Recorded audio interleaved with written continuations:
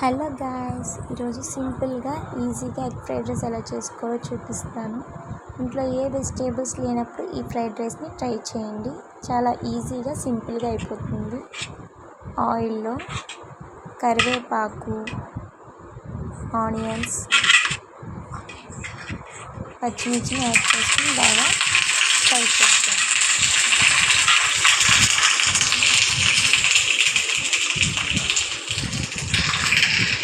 Golden brown colour వచ్చేంత వరకు బాగా ఫ్రై చేసుకుని దీంట్లోకి కట్ చేసి పెట్టుకున్న టమాటో పీసెస్ని కూడా యాడ్ చేసుకోండి.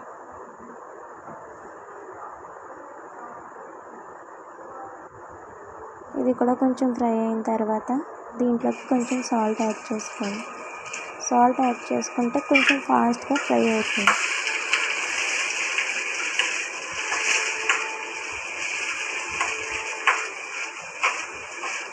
కొద్దిసేపు ఫ్రై అయినిచ్చిన తర్వాత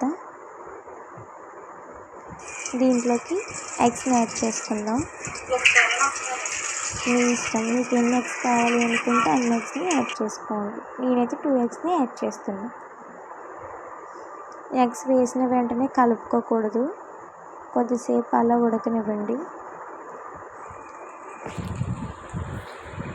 ఇలా కొద్దిసేపు ఉంచిన తర్వాత బాగా మిక్స్ చేసుకోండి.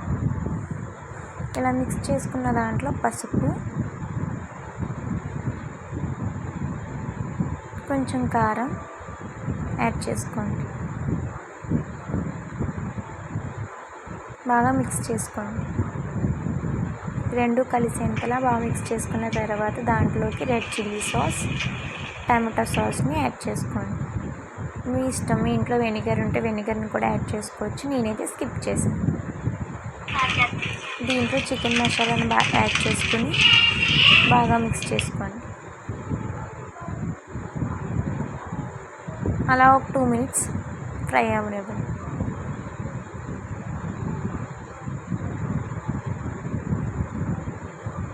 ఇలా ఫ్రై అయిన తర్వాత దీంట్లోకి లెఫ్ట్ ఓవర్ రైస్ని యాడ్ చేసుకోండి. రైస్ యాడ్ చేసిన తర్వాత ఉండలు లేకుండా బాగా మిక్స్ చేసుకోండి. మసాలా మొత్తం బాగా కలిసేంతలా బాగా మిక్స్ చేసుకొని ఇంకొద్దిసేపు ఫ్రై అవ్వనివ్వాలి. ఇలా చేసుకుంటే మన tasty egg fried rice ready.